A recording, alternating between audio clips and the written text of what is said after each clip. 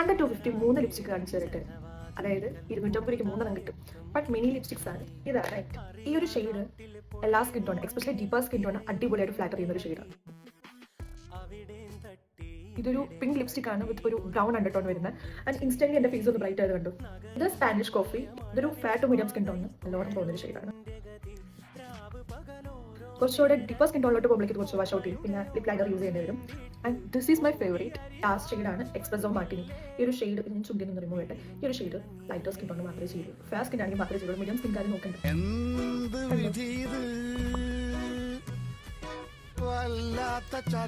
എനിക്ക് wash out concealer ഇട്ട പോലെയാണ് ഇത് ചുണ്ടിൽ കിടക്കുന്നത്.